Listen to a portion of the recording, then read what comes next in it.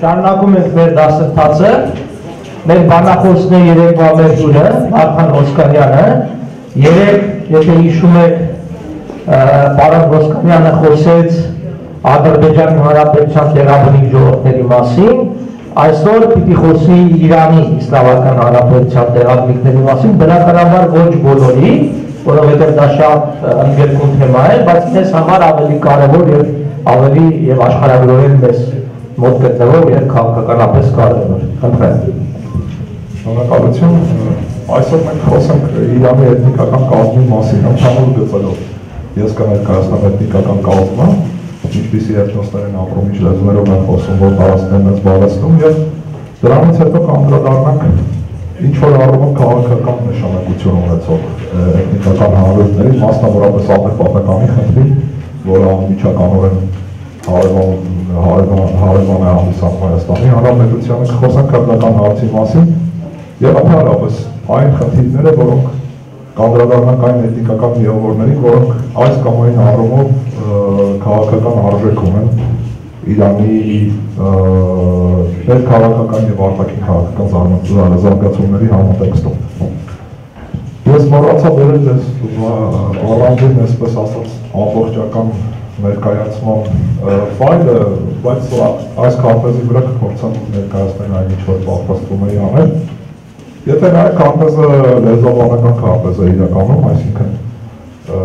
քարտեզում պատկերված է Իրանի լեզվական պատկերը, լեզուները եւ բարբառները, որոնք խոսվում են Իսլամական Հանրապետության տարածքում։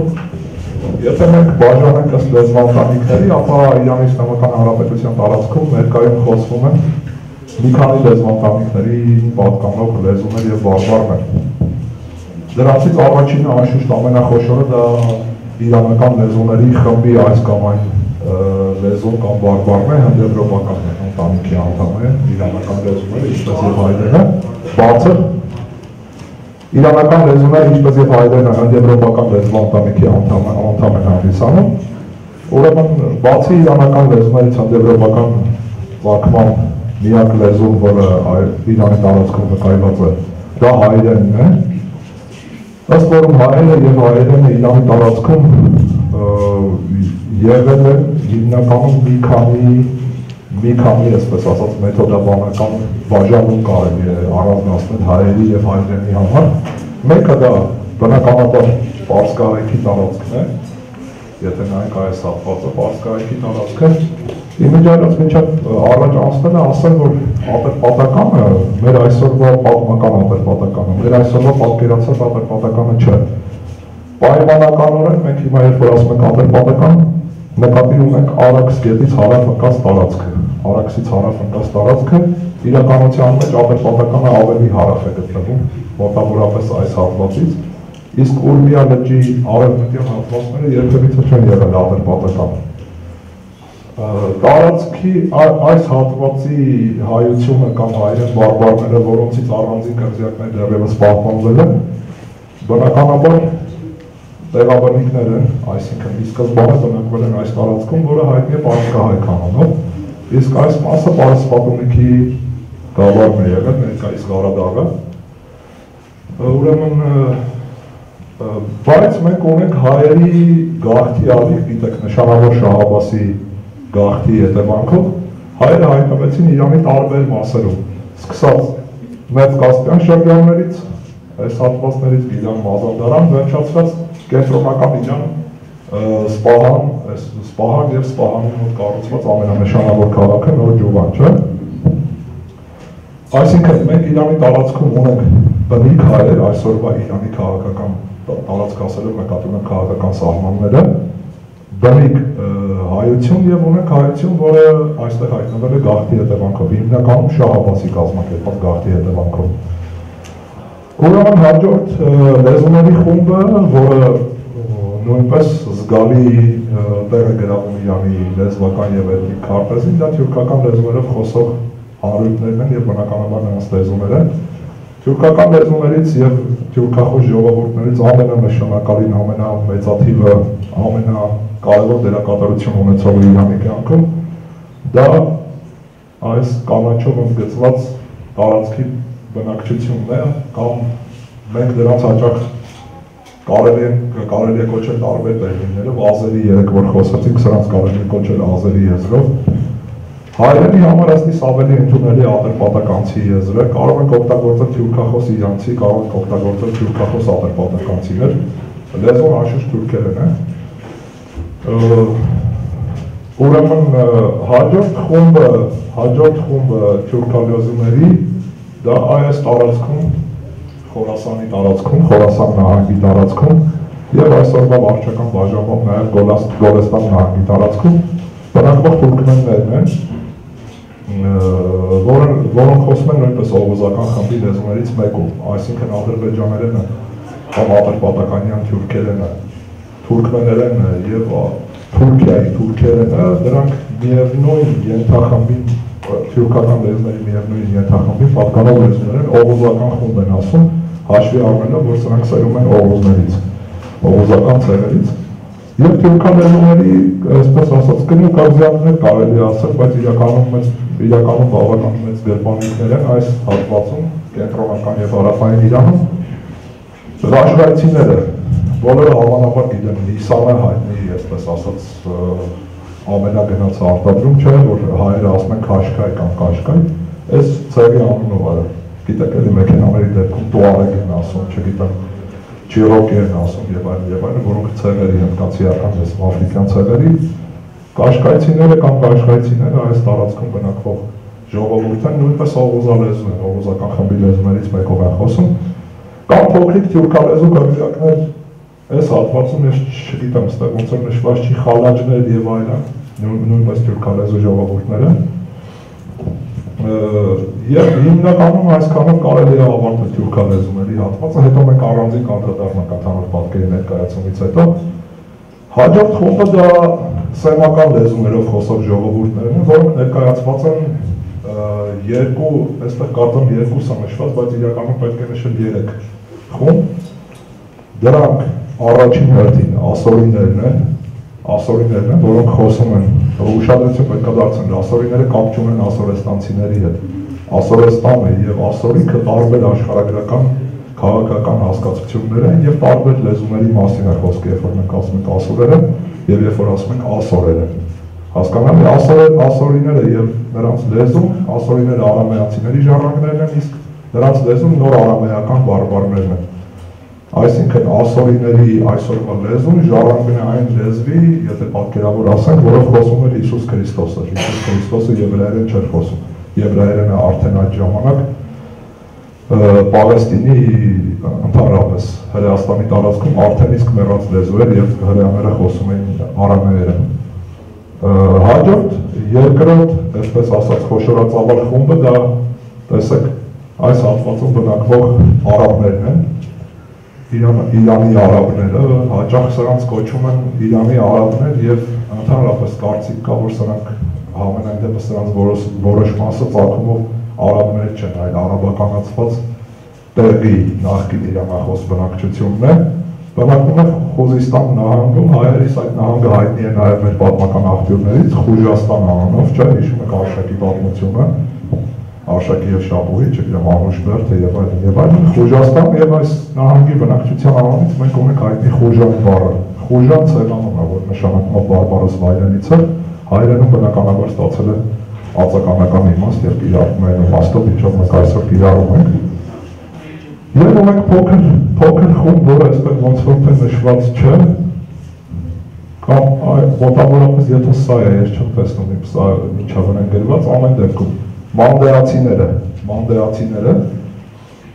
մանդեացիները, որոնք նոր արամեական բարբարների շարունակող բարբարով են խոսում, սակայն դավանական առումով շատ հետաքրքիր խումբ են, առանձին կրոնական ուղղության հետևորդ են, ոչ մահմեդականը, ոչ քրիստոնյա, ոչ ծանոթ այլ կրոնների հետևորդ, այլ հենց մանդեական կրոնի հետևորդ են, սեմական ժողովուրդ։ Ուրեմն եւ այն ծայր արևելքում, Իրանի ծայր արևելքում այս մասերում մենք ունենք դրավիդյան լեզուներով խոսող ժողովուրդ, դրավիդյան լեզուները դա Հնդկաստանի մինչ արիական, մինչ հնդեվրոպական նվաճումը եղած լեզուներն էին, որոնք հետագայում հնդեվրոպացիների կամ արիների, այսպես ասած, մուտքի հետևանքով քաշվեցին հարավ ու Հնդկաստանի հարավային շրջաններում են այսօր հիմնականում խոսում թամիլերեն, չգիտեմ, թելուգու, կաննադա եւ այլն, դրանց ցեղակից լեզուներից մեկը, որը հայտնի է Բրահուի անունով, Բրահուի, որոնք դրավիդյան լեզվով խոսող ժողովուրդ են, եւ ըստ երևույթին այս տարածքի բնիկները, տեսեք Բրահուիների տարածքը հիմա մեծամասամբ պատմական տարածքը զբաղեցնում է իրանալեզու ժողովուրդ բելուջները, բարուջեր են ասում, բելուջեր են ասում, եւ այլն, ընդհանուր առմամբ, մոռացա ասել, որ Շահ Աբբասի հետ միասին Իրանի տարածքում կենտրոնական Իրան, Ֆերիդան եւ այլն այդ շրջաններում հայտնվել են նաեւ որոշ թվով վրացիներ, որոնք ի տարբերություն հայերի չեն պահպանել քրիստոնեությունը, դարձել են մահմեդականներ, մահմեդականություն են ընդունել, սակայն լեզվական առումով որոշակիորեն պահպանված խումբ է։ Փաստորեն այսքան կովկասյան ժողովուրդ են վրացիները, գիտեք, կովկասյան լեզուներից մեկով խոսող, քարտվելական լեզուներից մեկով խոսող։ Այս ընդհանուր համայնապատկերում, եթե նկատեցիք, մեզ հայտնի, այսպես ասած, երկրի անվանումը շատ հաճախ խոսակցական հայերենում, նաև աղբյուրներում, սկզբնաղբյուրներում, նույնիսկ լրագրողական նյութերում կարող եք հանդիպել Պարսկաստան անունը, չէ՞։ Բայց եթե նկատեցիք պարսիկները այս երկրում բավական, այսպես ասած, ամենայն դեպս պարսիկներ պայմանական ասած, պարսկերենով խոսողները դեղինը, տեսեք, սվրված են ընդհանուր առմամբ, մի ամբողջական զանգված կարծես թե չեն կազմում։ Սպիտակով նշված հատվածները անապատային շրջաններ են, անբնակ շրջաններ են, բնակչություն չկա, երկու խոշոր անապատներ են։ Ուրեմն եւ փաստորեն մենք պետք է հստակեցնենք առաջին հերթին Իրանի էթնիկական կազմի մասին խոսելիս, այսպիսի հռետորական ինչ-որ առումով նաև հարց տանք, ովքեր են պարսիկները, ում մենք պետք է կոչենք պարսիկ, պարսիկ որպես էթնոնիմ, ընդհանրապես հայերի համար չէ, Իրանից սերով ցանկացած անձ ավտոմատ կերպով կենցաղային մակարդակում պարսիկ է, չէ, պարսիկ է, ինչպես ասենք օրինակ ուկրաինացին, բելարուսը, չգիտեմ ինչ, որպես կանոն հայի համար ռուս են, առանձնապես մեծ տարբերակում չկա, նույնքեր նաև ռուսի համար այդքան մեծ տարբերակում չկա, հայի, ադրբեջանցու, վրացու, չեչենի միջև, մենք էլ կովկասցի ենք իրենց համար։ Այդպես, ասեմ, որ իրանցիների համար շատ հաճախ հայ տերմինը, պարսկերենով հայ տերմինը ընդհանրապես նշանակում է քրիստոնյա, ասենք օրինակ այս տարածքում կարող եք հանդիպել տեղաբնիկ բնակչության ներկայացուցչի, որին երբ որ դու ասում ես ես հայ եմ, ինքը հայ որպես էթնոնիմ ընդհանրապես չի ճանաչում։ Իր համար հայ բնորոշիչը բացարձակապես նշանակում է քրիստոնյա։ Այս հարավային շրջաններում, Իրանի երևի հարավ-արևելյան շրջաններում այս հատվածում միակ շրջանն է, որտեղ հայերին որպես էթնոսի հիմնականում չեն ճանաչում, մնացյալ ամբողջ Իրանի տարածքում հայերը լավ ճանաչված են։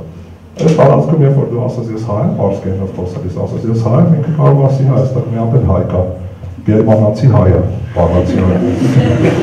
Իրականության մեջ նկատի ունի, որ գերմանացի քրիստոնյա է, այսինքն քրիստոնյաների նկատի ունեն։ Հիմա ովքեր են պարսիկները, այս հարցը բավական բարդ եւ բավական խճողված, թվում է թե առաջին հայացքից որևէ խնդիր չկա, բայց իրականության մեջ բավական բարդ եւ բավական խճողված քանթի հետ գործում ենք, եթե մենք նայելու ենք Իրանի պատմությանը ընդհանրապես Իրանի որպես այսպես ասած պետականության, որպես մշակութային երևույթի, որպես քաղաքակրթական երևույթի պատմությանը, ապա կտեսնենք, որ Իրանում առանձնապես մեծ կարևորություն չունի ով է իշխում տարածքում, այսինքն ի սկզբանե մենք տեսնում ենք տարբեր դինաստիաներ, տարբեր ծագման դինաստիաներ, չէ, մարական կայսրությունը չնայած հիմա ասենք հարցականի տակատերում արդյոք իրականության մեջ եղել է կայսրություն, թե չի եղել, Մարաստանը եղել է, թե չի եղել, մի խոսքով վիճելի հարցը առանձին քննարկման առարկա, հետո Աքեմենյան պետությունը չէ, մարերը դրանք իրանական ժողովուրդ էին, բայց ոչ պարսիկներ, իրանական ժողովուրդ էին, բայց ոչ պարսիկներ, ավելի պարզ լինելու համար ասեմ, որ չեխերը սլավոնական ժողովուրդ են, բայց ռուս չեն, կամ լեհերը սլավոնական ժողովուրդ են, բայց ռուս չեն, կամ թուրքմենները թյուրքական ժողովուրդ են, բայց թուրք չեն, այսպես ասած մեթոդաբանությամբ, որպեսզի ավելի հասկանալի լինի, մարերը իրականում պարսիկներ չեն, իրանական ժողովուրդ են, բայց պարսիկներ չեն։ Հետո մարերին հաջորդում Աքեմենյան, այսպես ասած արքայատողը, որը սերում էր հենց բուն Պերսիդայից կամ Պարսկից, այս հատվածը, որի անունով հետագայում մենք ամբողջ երկիրը սկսեցինք կոչել Պարսկաստան, նաև գույները Պերսիա եւ այլն եւ այլն։ Այսուհանդերձ պատմական այսպես կոչված Պարսքը կամ Պերսիդան հունական աղբյուրները այս տարածքն է, նույնիսկ մինչև հասնում է, ասենք չգիտեմ, տարբեր դարաշրջաններում փոխվում է, այնուհանդերձ այս հատվածն է իրան։ Ուրեմն Աքեմենյանները, որոնք սերում էին այս հատվածից, որոնք պարսիկներ էին, հետո Աքեմենյաններին տեսնում եք, որ հաջորդում են, ու դադար է այնտեղ մակեդոնացու նվաճումը, չգիտեմ, Սելևկյաններ եւ այլն, հետո իրանական պետականությունը վերածնվում է բոլորովին այլ տեղում, չէ, այս հատվածում։ Նույնիսկ Իրանի սահմաններից դուրս մայրաքաղաքի Թուրքմենստան Աշխաբադի մոտակայքում Նիսա պարթևներն են, չէ,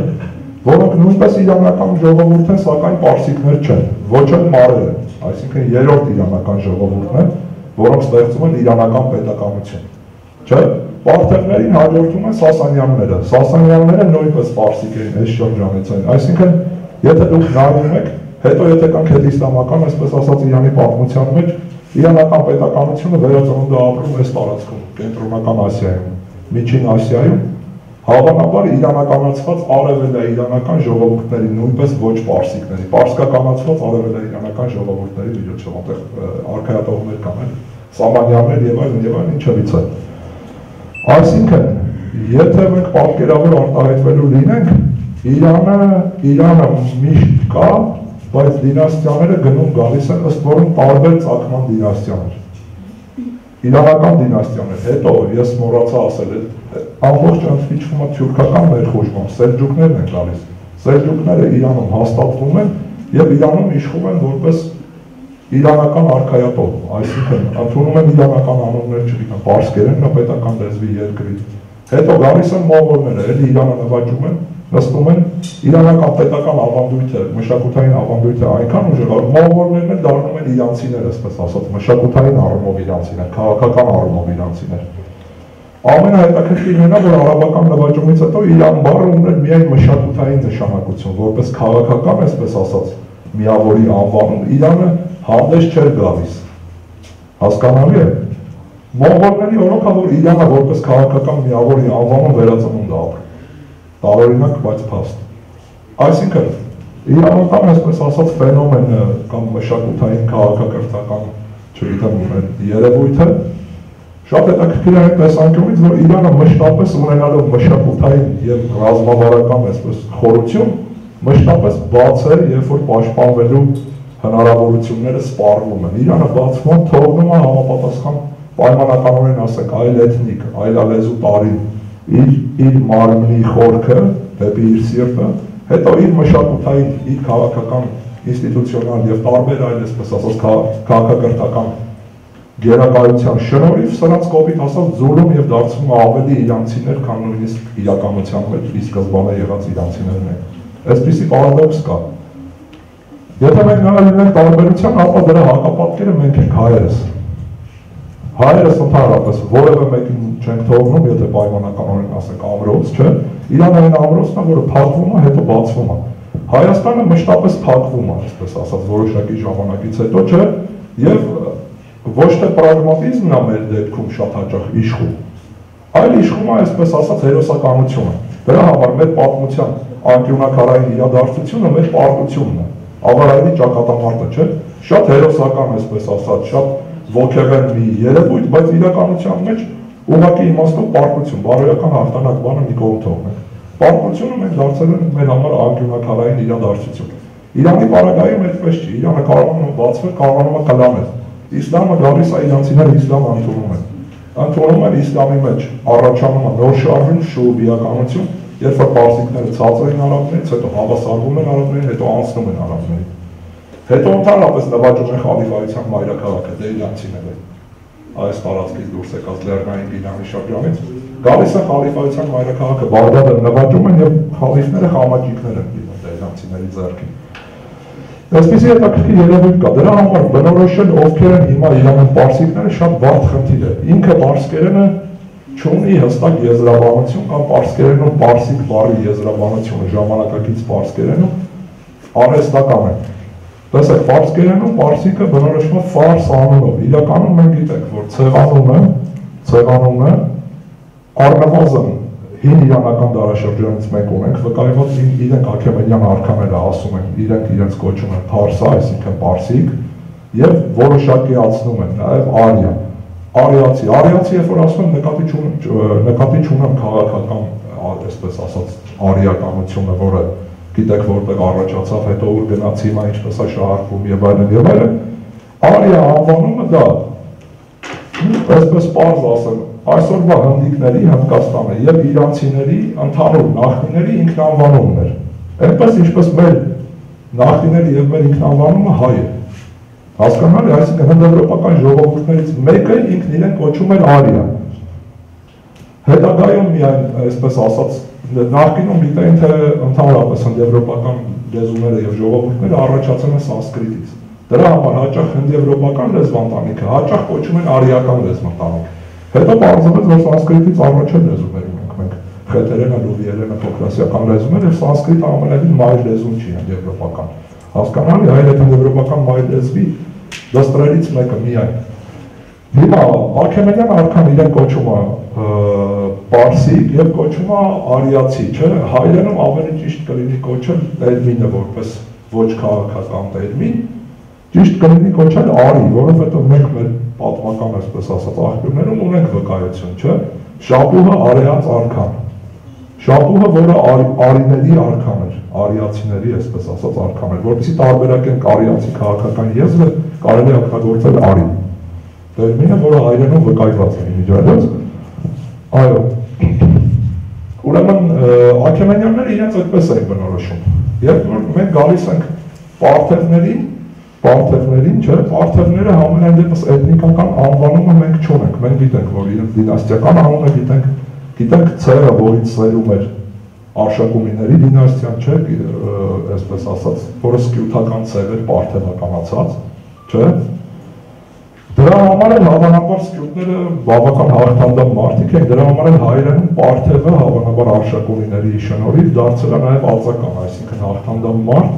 նույն իմաստով հայերենում կիրառվում է սկյութ բառը, չէ, հսկա, հայերենում սկա, չէ, մենք ունենք պարույր սկայորդու որդի, այսինքն սկյութական հայտնի, այսպես ասած, առաջնորդի անունն է, որը վկայված է մեր պատմական ավանդության մեջ, հսկան եւ պարթևը գրեթե հավասարարժեք են։ Այստեղից կարելի է եզրակացնել, որ մեր բարձրավանդակի բնակչությունը ավելի փոքրամարմին էր, քան սկյութները եւ պարթևները, որոնք հայտնվեցին, դրա համար նրանց անունը ածականական, այսպես ասած, կիրառություն է ստանում։ Ինչևից է, պարթևների դեպքում մենք էթնիկական անվան վկայություն չունենք, ունենք լեզվի վկայությունը պահլավիկ, որը նշանակում է պարթևերեն բառացիորեն, եւ մենք գիտենք, որ պահլավիկը կարող է նշանակել թե լեզու, թե կարող է նշանակել էթնիկական պատկանելություն, ինչպես պարսիկը կարող է նշանակել թե լեզու, միջին պարսկերենի մասնախոսքը, թե էթնիկական պատկանելություն։ Հասկանալի է, հայերենում մենք երեն ունենք, դրա համար պարսկերեն ենք սարքել։ Իրենց մոտ պարսիկը թե լեզու կարող է նշանակել, թե էթնիկական պատկանելություն։ Ասենք, ունենք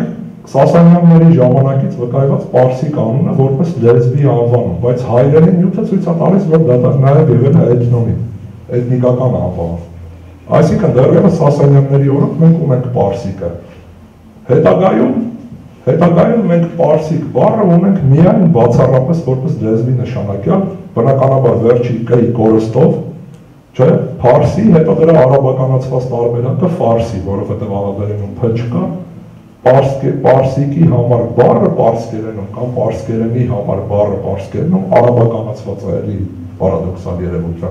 Ոնց որ ասենք հայ բառը մենք դերենք, չգիտեմ, առանց հայի ռուսերենի ազդեցության ենթադրենք։ Ուրեմն փաստորեն պարսիկը որպես էթնոնիմ կորում է հետագա դարերի ընթացքում։ Ինչու է կորում։ Շատ էթնոնիմներ մենք ունենք մահմեդական արաբելքում, որոնք կորում են հետագա դարերի ընթացքում։ Պատճառը մեկն է, հիմնականը կրոնը, իսլամը։ Իսլամը քանի որ չի ճանաչում ազգություն, էթնոս, չգիտեմ, ցեղային պատկանելություն եւ այլն, մահմեդադավան ժողովուրդները դարերի ընթացքում շատ հաճախ որպես էթնիկական բնորոշիչ իրենց համար կիրառում են մուսուլման եզրը։ Մուսուլման եզրը մենք ունենք այդ երևույթը անցյալ դասախոսության ժամանակ Արամի եւ Շիրվանի տարածքում, Ադրբեջանական Հանրապետության տարածքում, երբ որ իրենց շատ հաճախ անվանում էին մուսուլման, նույնիսկ լեզուն մուսուլմանջա, այսինքն մուսուլմաներեն լեզու։ Նույն երևույթը մենք ունենք նաև Պարսկաստանում, Իրանում։ Իրանում էլ շատ հաճախ խոսակցական պարսկերենում, եթե մեկը քեզ ուզում է ասի խոսի ինձ հասկանալի լեզվով, ասում է խոսի մուսուլմաներեն, բեզաբանը մոսալմոնի, մուսուլմանական լեզվով խոսիր, որի տակ հասկանում է պարսկերենը, եթե Արաքսից հյուսիս մուսուլմաներենի տակ հասկանում են թյուրքերենը, ապա Իրանում մուսուլմաներենի տակ հասկանում են պարսկերենը։ Բարձր խոսակցական մակարդակում մինչև հիմա կիրառվող լեզու է, ասեք ասում հայրը մի խոսի մուսուլմաներեն։ Ուրեմն, պես տեսանկյունից ֆարս անունը, որը այսօրվա Իրանում էր կիրառվում պարսիկներին բնորոշելու համար, արհեստածին անուն է, ինչպես տեսակ։ Ճիշտ ձևը պետք է լիներ ի-ով, ֆարսի։ Հասկանալի է, իսկ ավելի ճիշտ ձևը փարսի փ-ով, ոչ թե արաբականացված ֆ-ով, բայց մենք չունենք այդ ձևը։ Որտեղից է առաջանում ֆարսը, որտեղից է հայտնվում ֆարսը։ Ֆարսը հայտնվում է միայն 19-րդ դարից սկսած, երբ որ իրանական ազգայնականությունը սկսում է ձևավորվել, կամ այլ խոսքերով եվրոպական պատկերացմամբ ազգի գաղափարախոսությունը, ազգայնականությունը սկսում է մոտ գործել Իրանի տարածք, եւ դուրս համարվում ավանդական մահմեդական գաղափարները ազգի չլինելու, ումմայի չգիտեմ եւ այլն այդ խնդիրների վերաբերյալ բնականաբար անհրաժեշտություն առաջանում նաև երկրի ամենամեծաթիվ բնակչության համար իր համար սեփական որևէ էթնոնիմ ընտրել։ Ասեմ ձեզ, որ մոռացա նշել, որ միջնադարում մինչև իմ ասած նացիոնալիզմի հայտ գալը շատ հաճախ պարսկալեզու բնակչությունը ինքն իրեն սկսում է անվանել տաջիկ, հիմա էլ Իրանի այս հատվածում չվարվեց։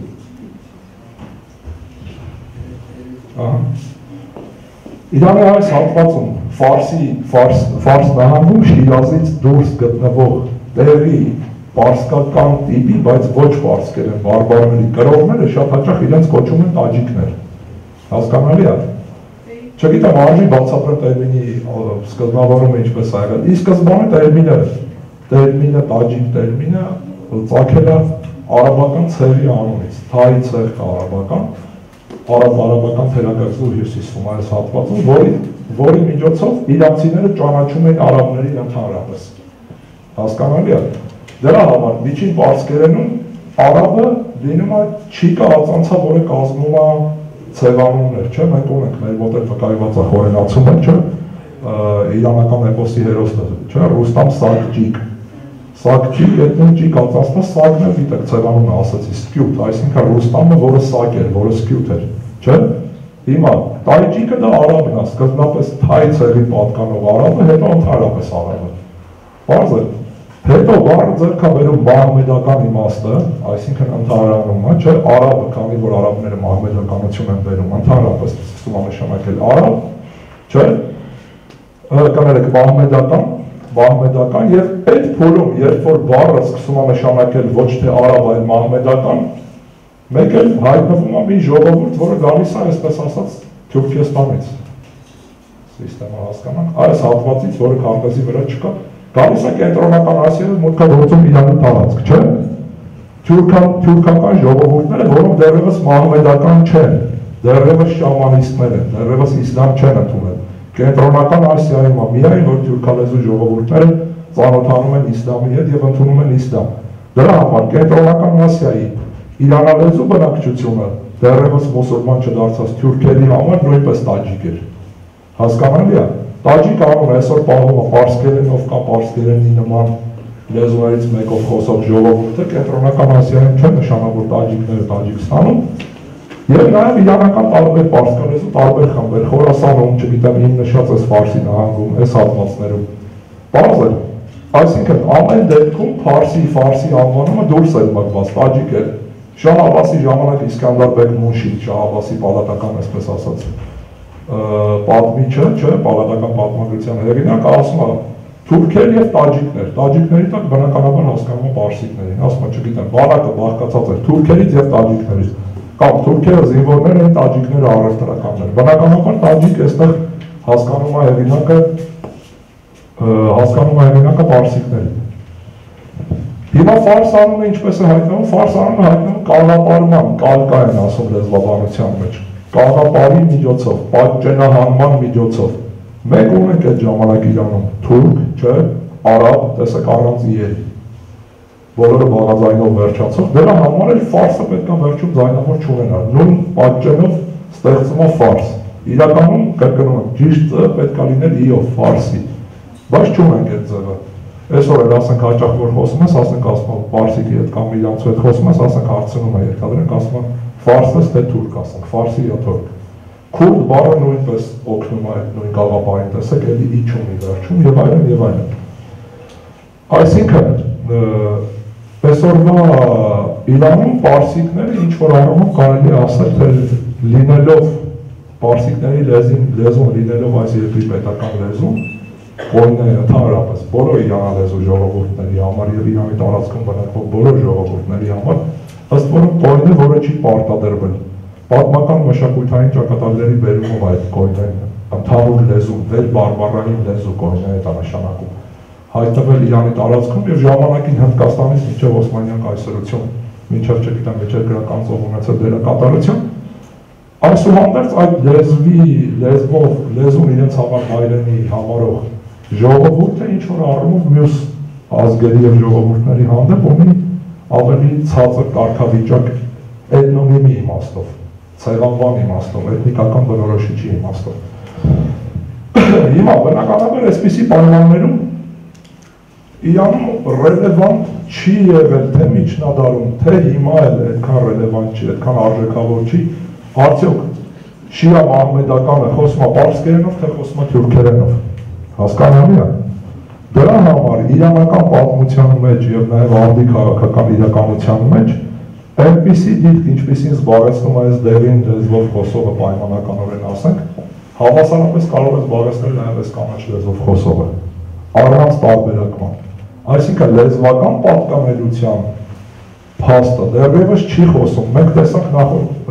դասախոսությանը, որ Ադրբեջանական Հանրապետությունում ամենևին այդպես չի։ Դու որպեսզի հասնես, այսպես ասած, վերին աստիճանի, պետք է քո մի ինքնությունը թողնես, մեկ այլ ինքնության հանդես գալ։ Իրանի պարագայում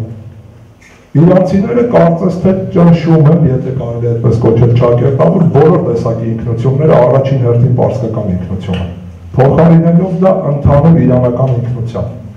Իրանի դու ոչ ֆարս ես, ոչ թուրք ես, ոչ քուրդ ես, ոչ բելուջ ես, ոչ լուր ես, ոչ բախտիարցի ես, դու Իրանի ես, իրանցի ես։ Հասկացաք։ Այդ սկզբունքն է աշխատում, ըստ որում եթե ադրբեջանցի տերմինով այդ նույն բանը իրականացնելը ունի արհեստական բնույթ, ապա այս դեպքում չունի արհեստական բնույթ, ինչու որտեղ ես նշեցի։ Երկիրը մշտապես եղել է Իրան, քաղաքակրթությունը մշտապես եղել է իրանական, բայց այդ քաղաքակրթության մեջ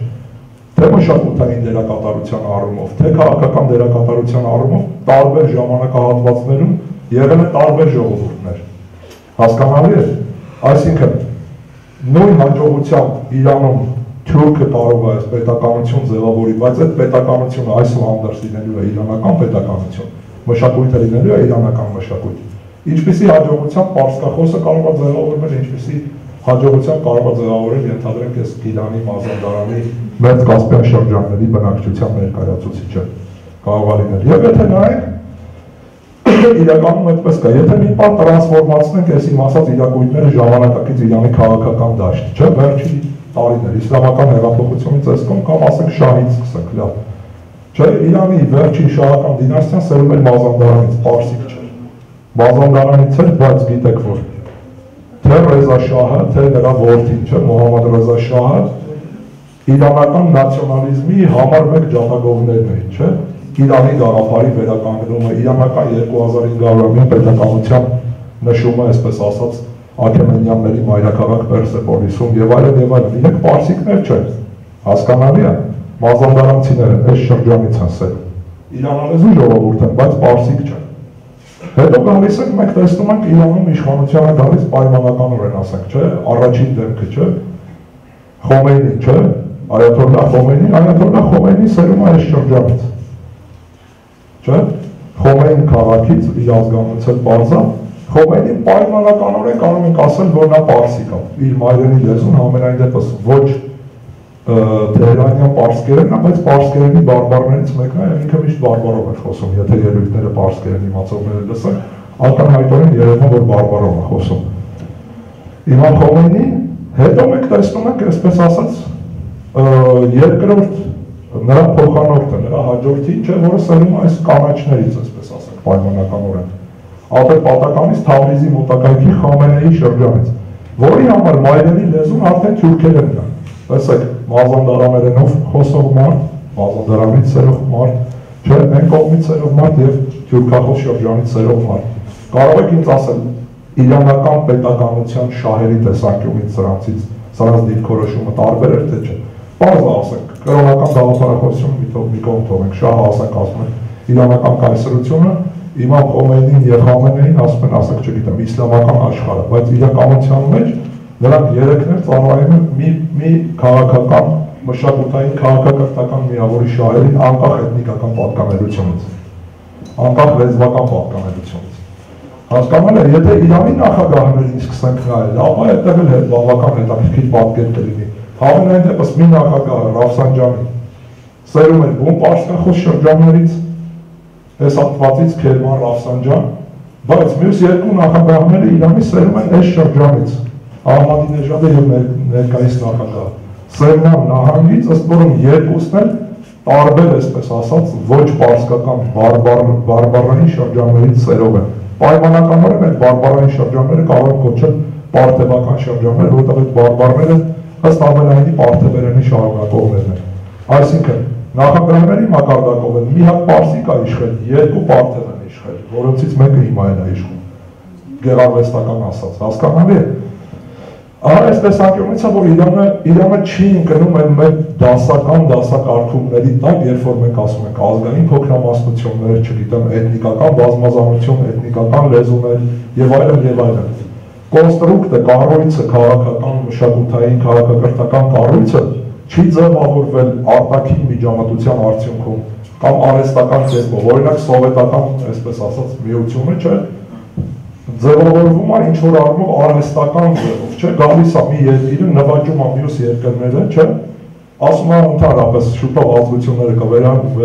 կվերանան, չէ, առաջիկայում պետք է վերանան սոցիալիստական ազգալինելու եւ այլն, ռուսերենը լինելու բոլորի լեզուն, բոլորը լինելու սովետական քաղաքացի, այսպես ասեմ,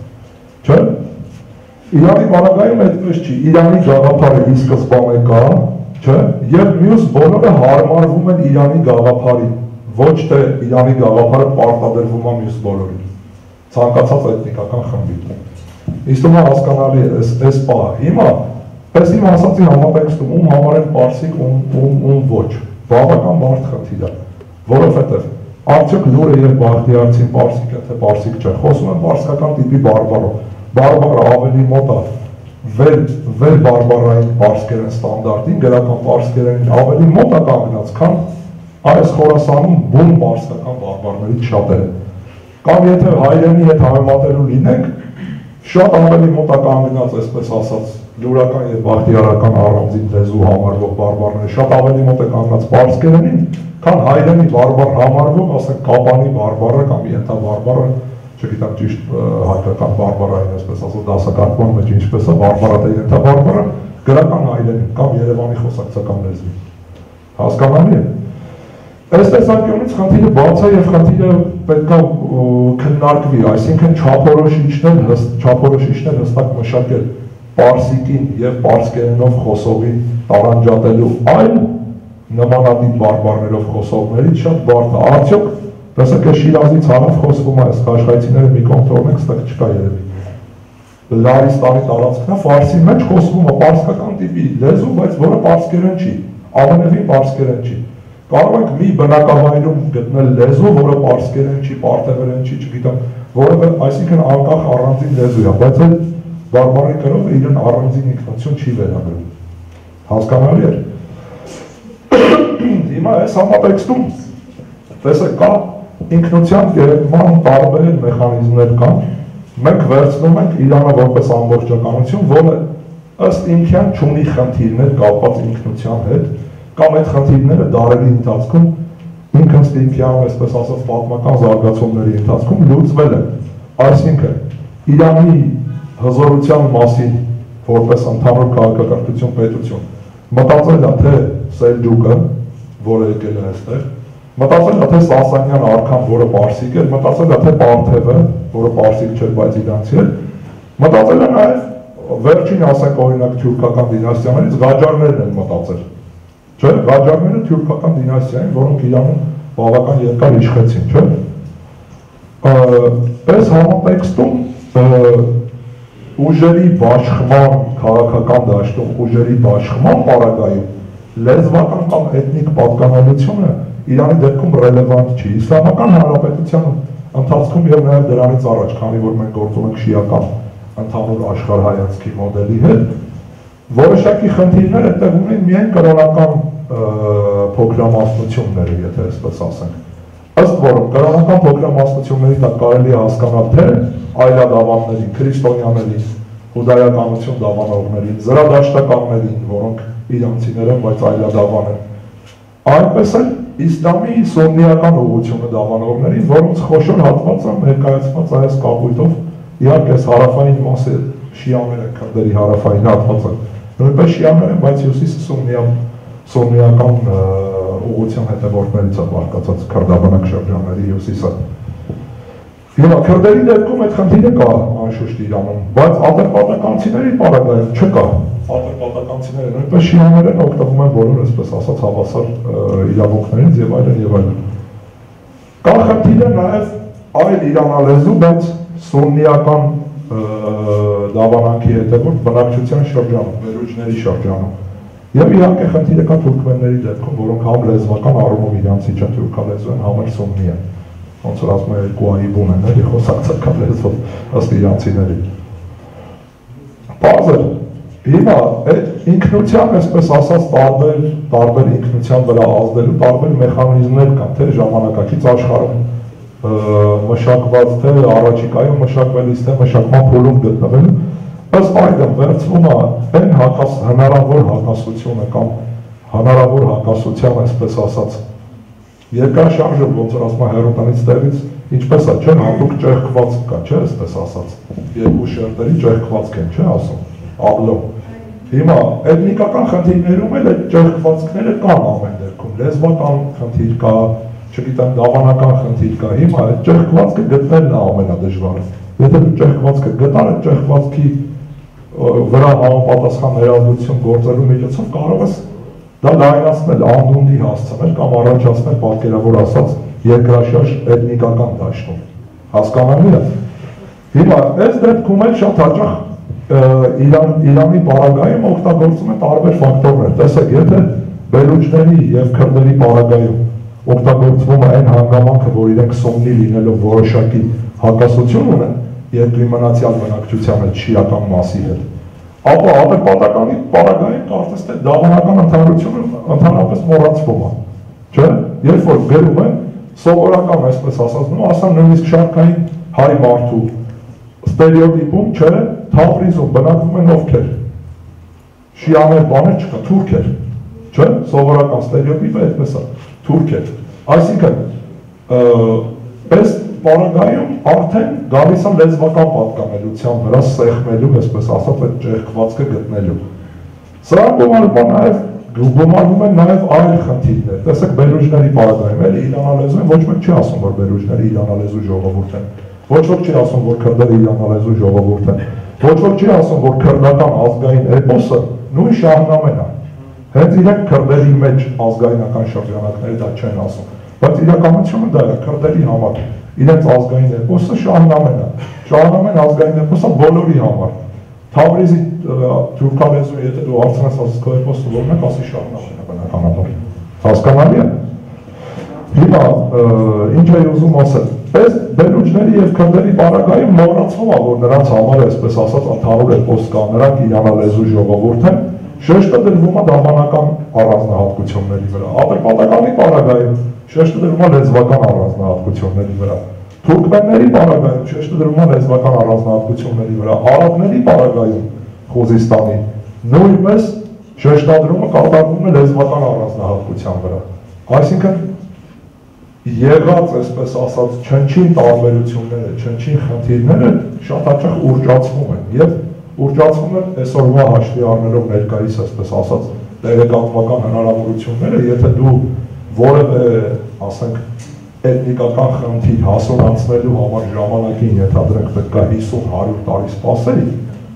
այսօր այդ գործընթացը շատ արագ կարող է ընթանալ 1, 2, 3, 10 տարվա ընթացքում, հեռուստաալիք, չգիտեմ, ինտերնետ, հասանելիություն, քարոզչություն եւ այլն ներկայացում ԶԼՄ-ների, այսպես ասած, աշխատանքը հավանաբար չգիտեմ, դասախոսություն երևի ունեցել եք դրա մասին, եթե դուք նայում եք, ինչպես է ազդում մարդկային գիտակցության վրա, չէ՞։ Պարտադիր կերպով ասենք Սիրիայում ջահել երեխա պետք է գերեզմանի կողքին նկարվի ու չասվի թե դա ասենք չգիտեմ Բաշար al-Ասադի կողմնակիցներ բանը բնական է դիվականացված է Բաշար al-Ասադը արևմուտքում արևմտյան հեռուստադիտողը հենց տեսավ գերեզմանի կողքին ընկած երեխային ասել է Բաշար al-Ասադն է սպանել կարիք չկա որ դու այլևս ասես դա ինքնին ստերեոտիպ է էթնիկական խնդիրներում էլ դա աշխատում է եւ այդ մեթոդը աշխատում է Իրանի ներսում իհարկե խնդիրներ կան, ինքնին խնդիրներ կան, բնականաբար լեզվական պատկանելության տարբերությունը բավական զգալի խնդիր է, ասենք չի կարելի հերքել, որ լեզուն զրոյական նշանակություն ունի։ Նույնիսկ մեկ պարագայում լեզուն զրոյական նշանակություն չունի։ Սովորական այսպես ասած, էլի շարքային հայ մարդու համար հայերենով խոսելը հայ լինելու առաջին պայմաններից մեկն է, չէ՞։ Ինչքան էլ մենք այսպես ասած ունենք նաև գիտական ինքնություն, մենք գիտենք, որ Շարլ Ազնավուրը կարող է լավ հայերեն չի խոսում, բայց հայ է, չէ՞, բայց սովորական մարդու համար հայերենով խոսելը առաջին պայմաններից մեկն է, չէ՞։ Նույնը նաև ցանկացած այլ ժողովրդի պարագայում է, այսինքն լեզվական պատկանելությունը թեև միակ էթնիկական կրիտերիան չի, էթնոսը բնորոշելու միակ պարամետրը չի։ Շատ դեպքերում ընդհանրապես դա պարամետր չի, ասենք օրինակ հրեաների պարագայում, չէ՞։ Հրեաների պարագայում կրոնական պատկանելությունն է, հիմնական չափորոշիչը, չէ՞։ Հայերիս պարագայում ես չգիտեմ, մի քանի չափորոշիչներ կան, մեկը չի էլի հայերի դեպքում։ Հիմա ամեն դեպքում լեզվական հակասությունը կարելի է դարձնել էթնիկական հակասություն եւ դա հաջողությամբ իրականացվում է ինչ որ առումով հաջողությամբ, ինչ որ առումով անհաջողությամբ իրականացվում է Իրանի պարագայում։ Ադրբեջանի պարագայում համապատասխան հեռուստաալիքներ են աշխատում Ադրբեջանի վրա։ Իրանի անմիջական, այս Ադրբեջանի անմիջական հարևանությամբ կա նույնալեզու պետություն, Ադրբեջանական Հանրապետությունը, չէ՞,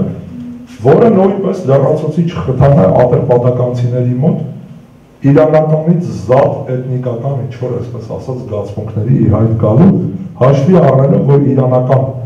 հեռուստատեսությունը ակնհայտորեն պարտվում է քարոզչական պայքարում Ադրբեջանական Հանրապետության հետ։ Ինչու է պարտվում, որովհետև շարքային մարդը, ինչ ուզում եք ասել, այսպես ասած, բոլոր մարդիկ չէ, որ բարձր մշակույթի, չգիտեմ, էթիկական եւ գաղափարախոսական նորմերի գրում է, սովորական մարդը սիրում է էլի կիսատկլոր աղջկան այլու։ Իսկ իրանական հեռուստատեսությունում կիսամեկ աղջիկ չես տեսնի, բայց Բաքվի հեռուստատեսությունում կտեսնես, առավել ևս քո համար այդ լեզուն հասկանալի լեզու է, հետևաբար դու սովորական մարդու համար եմ ասում։ Կփոխի անընդհատ Բաքվի հեռուստատեսությունը բնականաբար կուլ տալով նաև քարոզչական կլիշե։ Լեզվական պատնեշներ չկա։ Ինչևէ, քանի որ ժամանակը այսպես ասած մոտենում է ավարտին, երբ այսքանով ավարտենք հաջորդ խնդիրը, որը կա Իրանի պարագայում, դա բնականաբար քրդերի խնդիրն է, չէ՞, նկատի առնելով հարևան Իրաքում այդ քրդական ինքնավարության արկայությունը, նույնպես ակտուալ խնդիր։ Մյուս խնդիրը արաբների, Խուզիստանի արաբների խնդիրն է, որը ակնհայտորեն կարելի է ասել, այսպես ասած, խոշոր ֆինանսական ներդրումների օջախ է հանդիսանում, Սաուդիան էս փոքր էմիրություններ, չգիտեմ, Կատար բաներ, փոքր միապետություններ հսկայական ֆինանսական միջոցներ են ներդնում։ Այստեղ մյուսը Բելուջիստանն է, բելուջական խնդիրը Իրանի համար։ Թուրքմենական խնդիրը այդպես ակտուալ չի Իրանի պարագայում։ Այսինքն, եթե մենք ընդհանուր էթնիկական պատկերը ամբողջացնելու լինենք, Իրանի դեպքում խնդրահարույց է միայն ադրբեջականը, քրդաբնակ տարածքները, արաբաբնակ տարածքները եւ մասնակիորեն բելուջական տարածքները։ Այլ որևէ այլ խնդրահարույց տարածք մենք չունենք։ Ցավոք սրտի դրանցից երկուսը անմիջապես հարում են Հայաստանի Հանրապետությանը, ադրբեջական եւ քրդաբնակ շրջաններ։ Շնորհակալություն։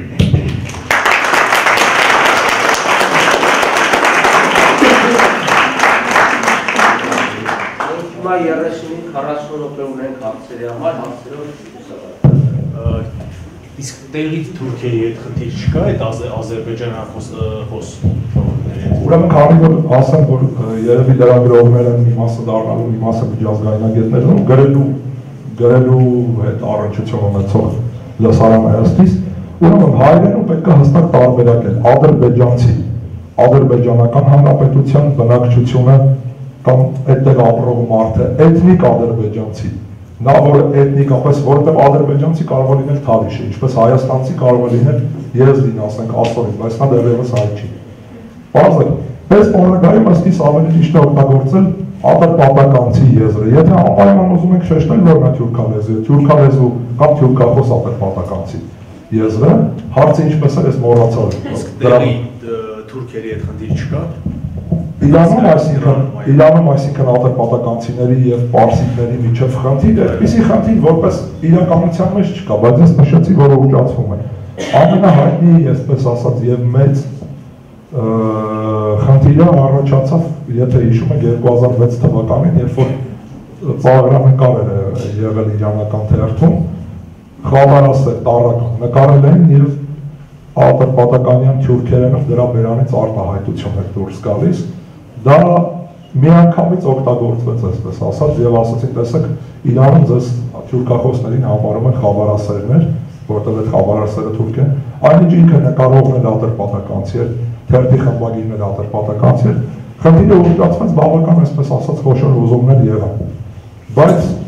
դրանից դուրս, եթե մենք նայում ենք, առաջին անգամ պրոբլեմը խնդիրը կապված ատրպատականի հետ, իրականում սկսվում է խորհրդային զորքերի մուտքից հետո, երբ որ խորհրդային զորքերը երկրորդ համաշխարհային տարիներին մտել էին ատրպատական, չէ, տարածքը օկուպացվել է, այդտեղ ստեղծվեց այսպես կոչված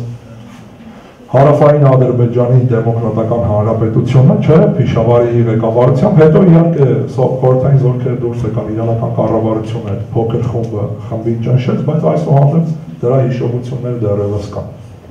Ասել, որ ատրպատականում անջատողականությամբ, թյուրքականությամբ, պանթյուրքիզմի, չգիտեմ, վտանգ չկա, իհարկե սխալ կլինի, կա վտանգ, բայց վտանգը այնքան չի, ինչքան շատ հաճախ ներկայացվում է։ Կներեք էլի ևս մի հատ, իսկ Հայաստանի Հանրապետությանը այդ տարածքի թուրքերից վտանգ կա։ Հայաստանի Հանրապետությանը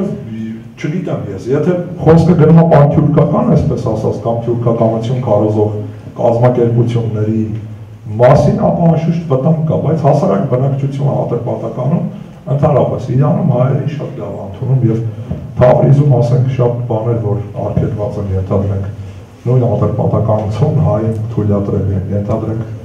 ծոմի ժամանակ, Ռամազանի ծոմի ժամանակ դու ցերեկը ծխելով փողոցով կարող ես գնալ, այնինչ իրենք չեն, իրենց չի կարելի դա անել, հենց որ հարցում են կարող ես ասել հայեմ եւ խնդիր չես ունենա։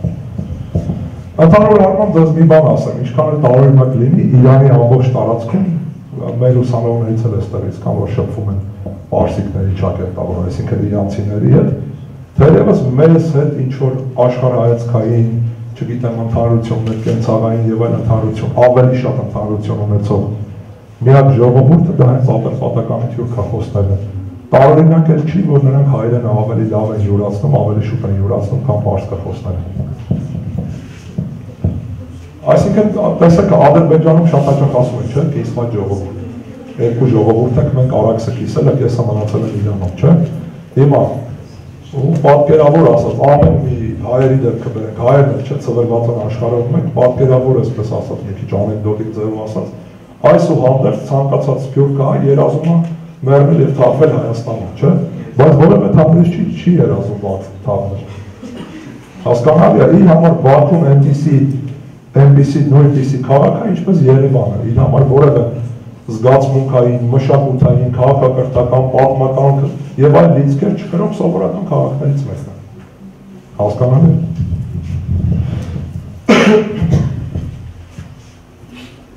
Իրան մարգարան Հայաստանի պետական տնտեսագիտական համալսարան ֆինանսական ֆակուլտետ։ Պատմության մեջ ունենք բազմաթիվ նավաճաններ, բազմաթիվ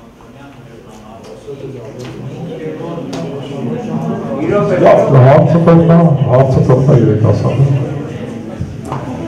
Մի քիչ բարձր։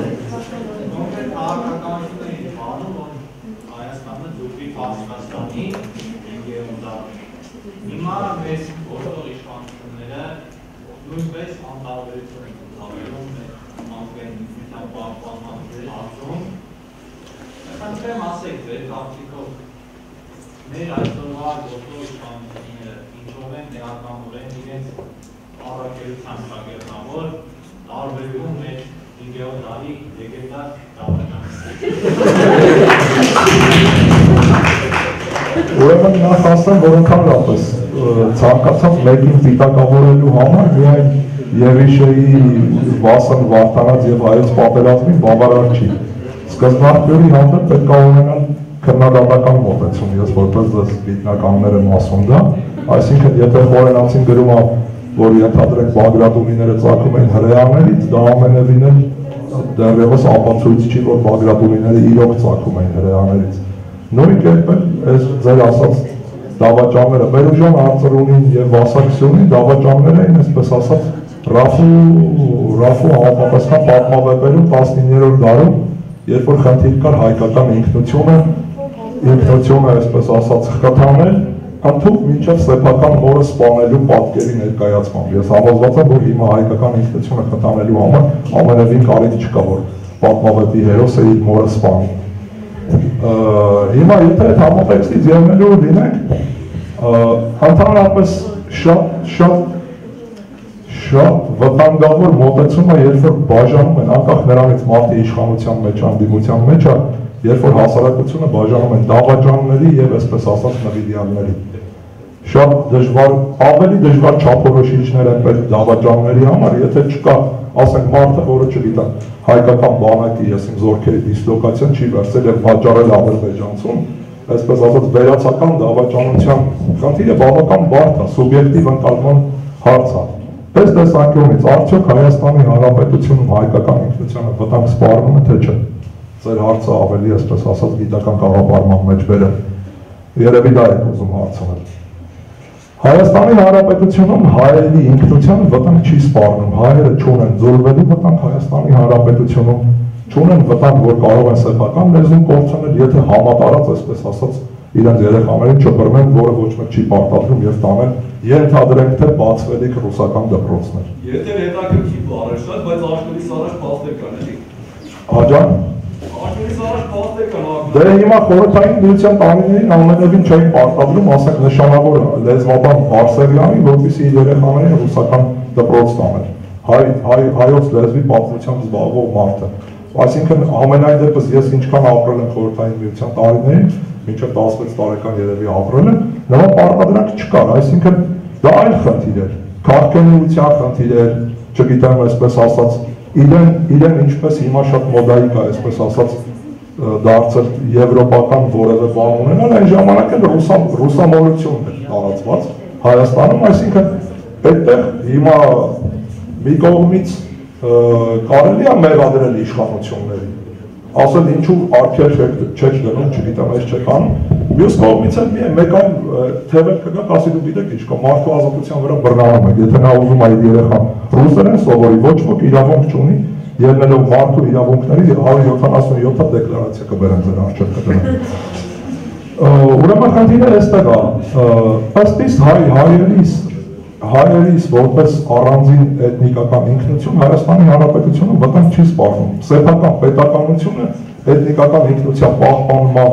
եւ զարգացման, այսպես ասած, բարձրակետն է, բարձրագույն մակարդակն է։ Հայերիս դեպքում բարեբախտաբար մենք տարածքային կորուստների, պատմական ճակատագրերի, չգիտեմ, դժբախտությունների միջով անցնելուց ի վերջո ունենք մեր պետականությունը։ Անկախ նրանից մենք գոհ ենք այդ պետականության ընթացքից, դժգոհ ենք եւ այլն, բայց մեր ինքնությանը որևէ վտանգ չի սպառնում։ Վտանգ է սպառնում Հայաստանին, այսպես ասած, դեմոգրաֆիկ առումով, անշուշտ վտանգ սպառնում է, որևէ մեկը չի կարող շղթել։ Եթե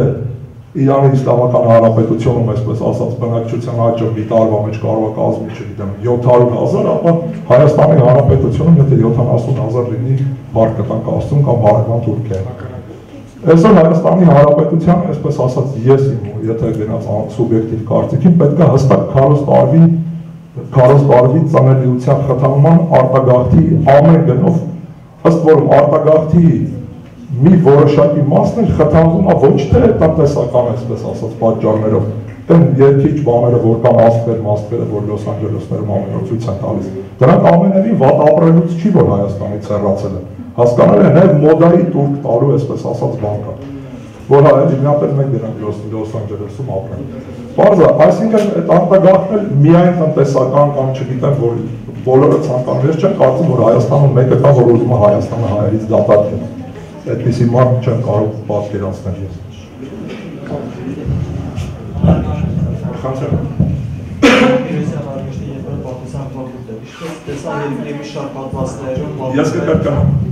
Երկրի մի շարք պատվաստներում ապրում են սուննի ուղղության հետևորդներ։ Անցյալով նրանց նկատմամբ շիաների մեծամասնության կողմից կրոնական խտրականություն, երկրի կառավարմանը մասնակցելու իրավունքի հարցում, Ուրեմն սուննիների վերաբերյալ էր հարցը, արդյոք սուննիների հանդեպ Իրանում կա խտրականություն կապված նրանց երկրի կառավարման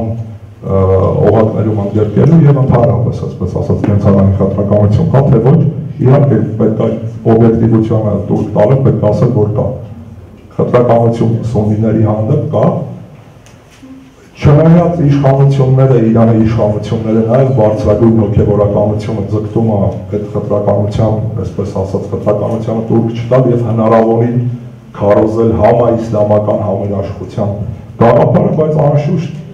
կենցաղային մակարդակով էլ այդ խտրականությունը կա, իսկ երկրի սահմանադրությամբ սահմանված է նաև, որ երկիրը փաստորեն շիական պետություն է, չէ՞, ինստիտուտը, այսպես ասած, այդ հայտնի վիլայաթի ֆակի, չէ, որ ասում են,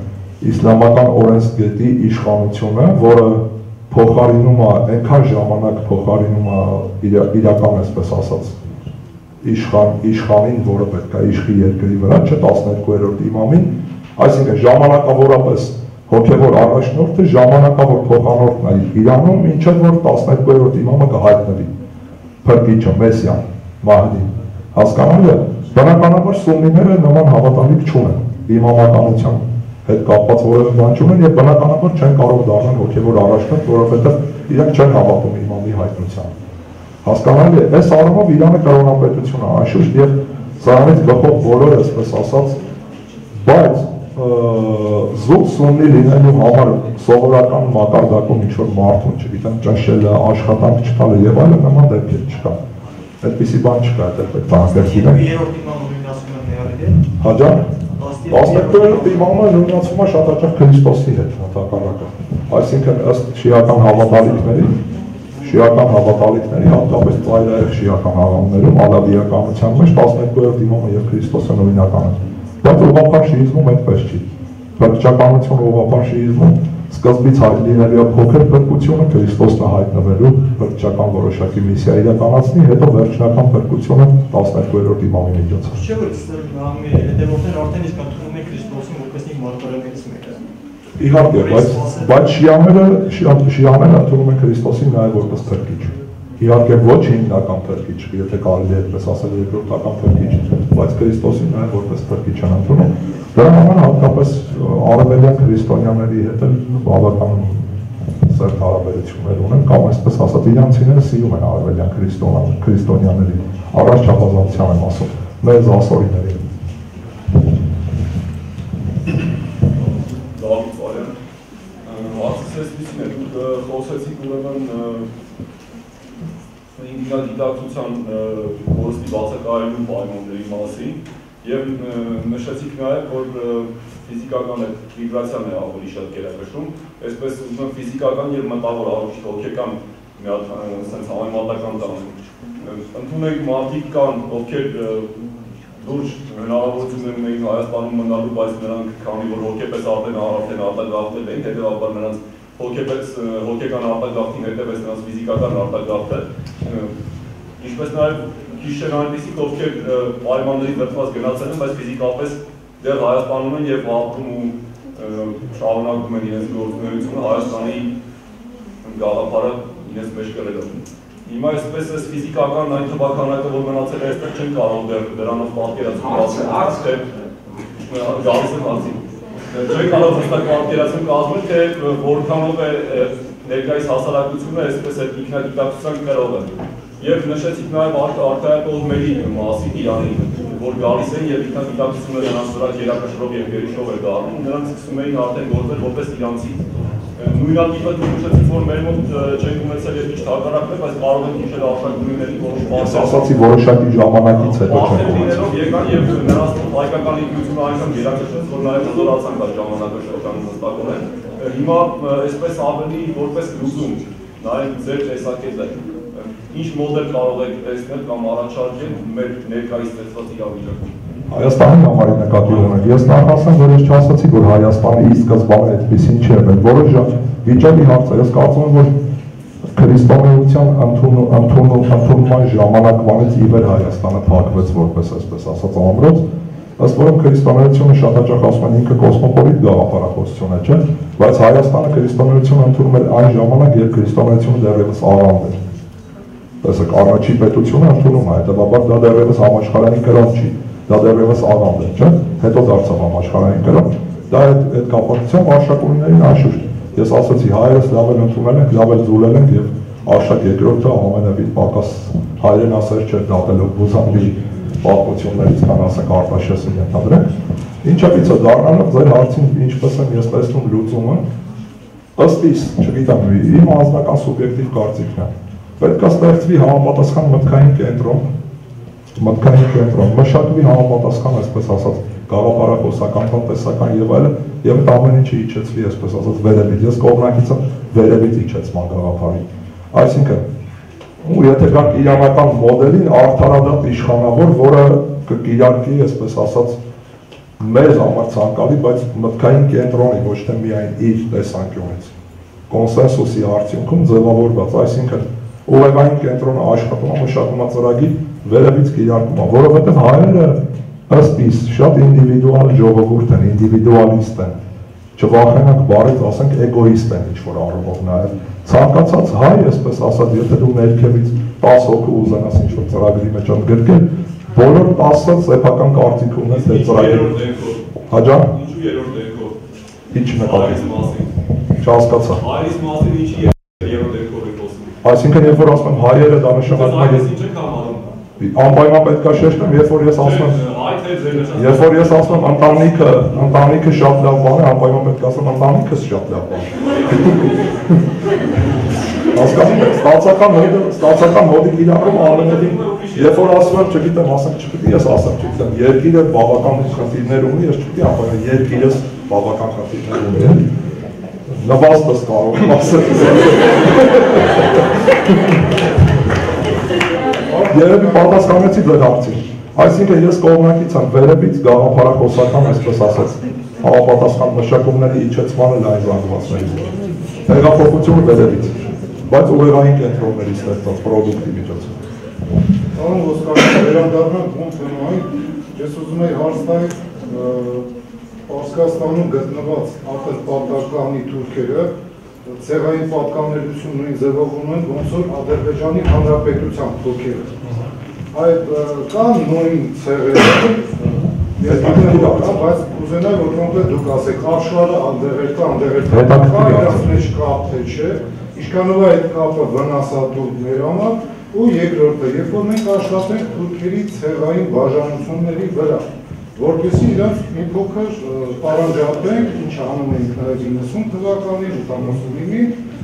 կարա դա անդրադառնա Իրանի Հանրապետության վրա եւ հաստատվի, ասենք, մեզի բումերանգի պես հարվածի։ Հասկանալի է։ Ուրեմն ընդհանրապես մի կարևոր խնդիր կա, որը շարքելու համար Ադրբեջանի եւ Ադրբեջանի որ բնակիչն է, ի սկզբանե Թուրքիան է։ Շատ հեշտությամբ, այսպես ասած, պրիմիտիվ ֆորմուլայով ուղղակի կարող եք որոշել։ Եթե հարցնում եք մարդուն, ասում եք դու ո՞ր ցեղից եք, նա զարմանում է, չգիտի ինչա ցեղը, ինչա ցեղային կառույցը, նա ապա դե այսպես ասած բացառությունները մի կողմ թողենք, հիմա մարդը կարող քաղաքում ապրել է, իր պապուն չի հարցրել, բայց ընդհանուր առմամբ թուրքը, քուրդը, բելուջը անպայման պետք է լինեն ցեղային կառույցի մեջ, ցեղային հարյուր։ Իրենք հետևաբար, եթե դուք Իլհամ Ալիևին հարցնում եք, ասում եք դու ո՞ր ցեղից ես, նա չգիտի իր ցեղը, ուրեմն նա թուրքական ծագում չունի, հաստատ։ Եթե չգիտի ցեղը, ուրեմն քրդական ծագում չունի։ Այսպես ասած, վառ օրինակ եմ էլի բերում։ Այսինքն Ատրպատականի պարագայում է, Թավրիստինային, եթե դուք հարցնեք մեծամասնության, ասեք դուք որ ցեղից եք կզարմանան իրենք, թե ցեղը ինչ բան է։ Սա ցույց է տալիս, որ տարածքի բնակչությունը լեզվականորեն թուրքացել է։ Բայց անշուշտ ցեղերներ կան, ամենախոշոր ցեղային միավորումը, որը մինչև հիմա էլ Ատրպատականի տարածքում կա, իհարկե ցեղային կառույցը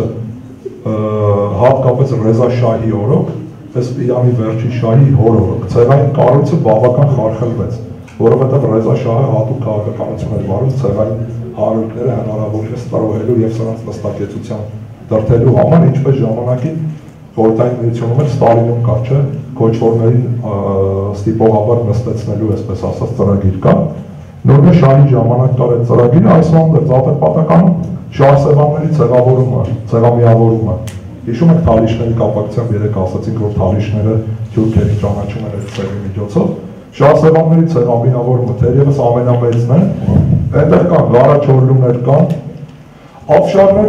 Ավշարները Իրանում թե Ատրպատականում կան, թե իրենց այսպես ասած պատմական հայրենիքում։ Ավշարները թուրքմենական ցեղ են, որոնք հետագայում Հայաստանի տարածքում երբ որ հաստատվեցին, այդ սովետական, այսպես ասած, մարդահամարների ավտոմատ տվյալներում դարձան ադրբեջանցի, ավշարները թուրքմեններ են, ադրբեջանցիներ չեն, այս մեկ գյուղը որ կա, հայտնի գինու գործարանը եւ այլն կա, այդ ցեղի անունից է, բայց ցեղը թուրքմենական է, Նադիր Շահն էլ այդ ցեղից է։ Ավշարները Ատրպատականում էլ կան, Խորասանում էլ կան, Թուրքիայում էլ կան իմիջայլոց ավշարներ, որոնք ալևիներ են, հետաքրքիր է, Իրանում սուննիներ են, Թուրքիայում ալևիներ են, ըստ որում Արդահանի շրջանում։ Գարաչորլուների ցեղը այս հատվածում է բնակվում, պատմական պարսպատումնիկ, հիմա Ղարաբաղ, պարսիկները կոչվում են նաև Արասպարան, Արաքս գետի Արաքնյա շրջան, Գարաչորլուների ցեղն է։ Իհարկե այրումներ կան այս հատվածում, այրումներ կան, որոնք ադրբեջանական հանրապետությունում էլ կա, Հայաստանում էլ տեղանուններում կա, չէ, այրում հայտնի կայարանը եւ այլն։ Այրումները կան, այդքանը Գարափապախներ կան, այս հատվածում Գարափապախներ կան, որոնք ադրբեջանական հանրապետությունում էլ կան։ Իսկ ասենք օրինակ փադարները, որոնք ադրբեջանական հանրապետությունում բավական լայն տարածում ունեն հյուսիսային հատվածում, Իրանում ընդհանրապես չկան, փադարներ չունենք Իրանում։ Հիմա այս ցեղային կառույցները ինչպես է, ցեղի պատկանելությունը, ցեղի կլանները պարտադիր չի, որ ունենան նույնական ծագում կամ սովորաբար ավանդույթը կապվում մի նահապետի հետ այդ ծագումը, բայց իրականության մեջ ցեղը դա ավելի շուտ տնտեսական կամ ռազմական նշանակություն ունեցող կառույց է, ընդհանրապես ցեղային հարույթը։ Այսինքն ավշարների ցեղի մեջ շատ հանգիստ կարող է ինչ-որ քրդական ցեղ, որը ապրում է Խորասանում, ելնելով ռազմական, տնտեսական նպատակահարմարությունից, ընդունի ավշարական ցեղի գերակայությունը, դառնա դրա ենթացեղ, կլան, թայֆա, այսպես ասած, մենք օգտագործում ենք այդ բառը խոսակցական լեզվում, չէ՞։ Եվ հետագային կարող է թուրքանա, օրինակ Ղարաչորլուների ցեղը մենք հստակ գիտենք, որ թուրքացած քրդեր են, որոնք մտել են Ղարաչորլու հիմնական թուրք ցեղի մեջ, բայց միայն մի ճյուղն է դրա թուրքական ծագման, մնացածը քրդեր են, որոնք թուրքացել են։ Խորի շրջանում այս դոմբոլիների ցեղը որ կար, չէ՞, 15-րդ դարում դրանք եզդիներ էին, հետո իսլամ ընդունեցին, քրդացան, իսկ շատ վաղուց թուրքացան, Խորի խաները այս ցեղից էին սերում,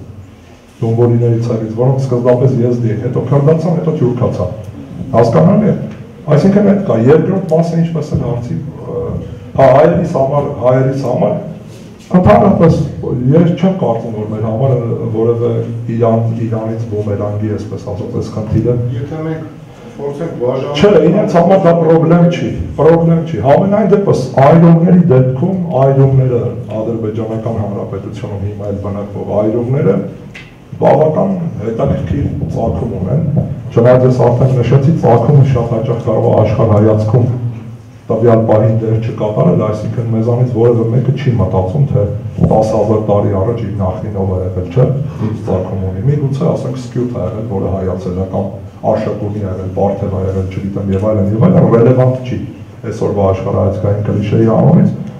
տեսանկյունից, բայց ենթադրենք, եթե մենք 20 Պարթև գտնենք, այսպես ասած, եւ նրանց լիքը գրքեր տանք, ասենք, կարդացեք, որ դուք հայ չեք, Պարթև եք, միգուցե 20 հոգին հետո ձևավորել պարթևական ազգային փոքրամասնություն։ Այրումների պարագայում այդպես այրումները ըստ ամենայնի ծագնող թուրքեր չեն, Հավանաբար քաղաքագիտականություն ընդունած հայերեն, ինչպես մեզ խեցի թուրքերը նախորդ անգամ ասացի, անունն էլ հավանաբար պետք է այդտեղից սերի հայ հոռոմ։ Հոռոմ գիտեք քաղաքագիտական, այսինքն հյուզանդացի չէ, հայերը, որոնք ընդունում են քաղաքագիտականություն, կոչվում են հայ հոռոմներ։ Մի խոսքով, հնարավոր է, որ դա աշխատի, այսինքն այրումների դեպքում հաշվի առնելով, որ բարբառն շատ հետաքրքիր է։ Բարբառն բավական տարբեր է հայերենից ազդված բարբառը։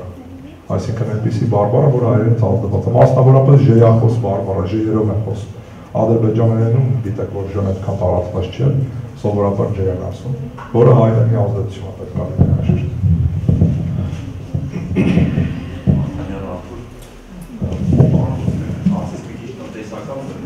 Որ ժամանակներս հնարավոր է, որ Իրանը Հայաստանին ավելի էժան գազ առաջարկի, քան ռուսական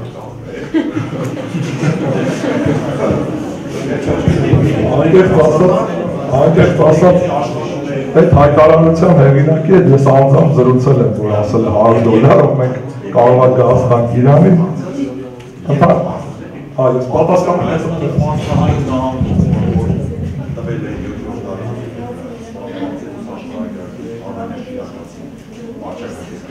Այդ տարածում հիմա ապրող բնակչությունը գիտի, որ ուրիշի հայրենիքում է ապրում։ Ուրեմն առաջին անձի կապակցությամբ ընդհանրապես ես երևի իրանցիներին ճանաչելու, հատկապես պարսիկներին ճանաչելու կարևոր սկզբունքներից մեկը նա է, որ շատ հաճախ այսպես ասած իրեն կարող են ասել այնպիսի բան, որը քո ականջի համար հաճելի է, բայց անիրականանալի։ Դա ընդունված կլիշե է, ընդհանրապես իրանական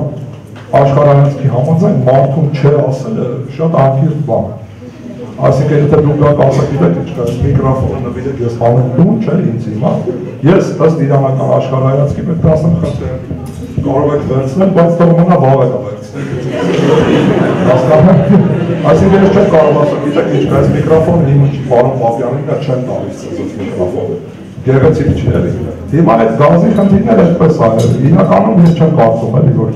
իրանցիները այստեղ Հայաստանի գազի հարցը իմ համար էլ հավելուկ ամենում, ես չգիտեմ, մասնագետները միգուցե կասեն, ամենատարօրինակն է, որ այժմ գազը գալիս է, մեր սահմանը հասնում է այժմ։ Հետո մի անգամից թանգանում է, որը ես չեմ կարողանում հասկանալ։ Ինչ որ մեկը եթե մասնագետ է, պարզ բացատրի, բոլորս կհասկանան։ Իրականության մեջ Իրանը չի կարող մինչև մեր սահման հասնող գնով գազ մեզ տրամադրել, ինչը մենք Ռուսաստանից ենք բերում, բայց հետո թե ոնց է թանգանում, դա այսպես ասած հազարների եկյատների պատմությունից է։ Չգիտեմ, երկրորդ հարցի կապակցությամբ որևէ մեկը չի կարծում, որ ինքը ապրում է ուրիշի տարածքում։ Եթե մենք ասենք քրդերի պարագայում արևմտյան Հայաստանում ամենուրեք կարող ենք հանդիպել հիշողությանը, որ այստեղ հայի հողում ենք ապրում, հայի տանում ենք ապրում, այսօրվա ատրպատականի պարագայում նման բան չկա։ Նման բան կարող ենք հանդիպել միայն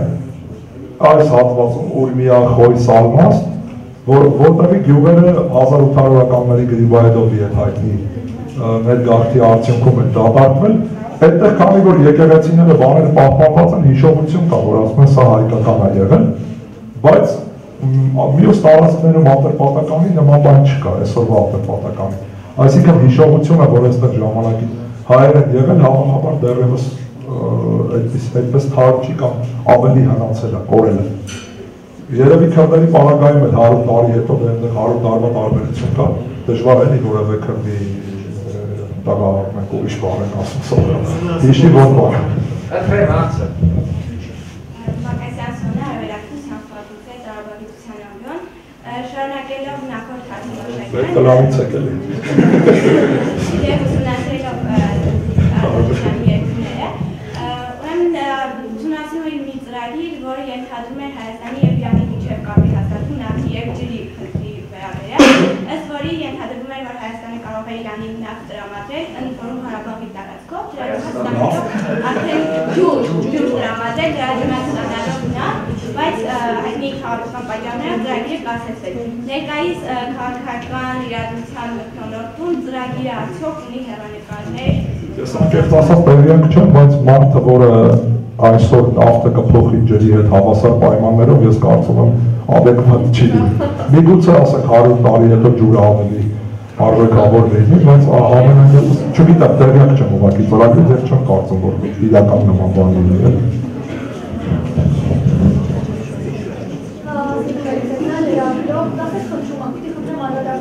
Ադրբեջանական հարաբերություններին, մասնավորապես Ադրբեջանի քաղաքացիները ուզում են անցնել Նախիջևան, անցնում են Իրանի սահմանով, եւ որքանով ես եմ տեղյակ, ժամային վիզա է տրամադրվում 18 ժամյա ընթացքով։ Սիրուն պիտի խնդրեմ ասեք, թե որն է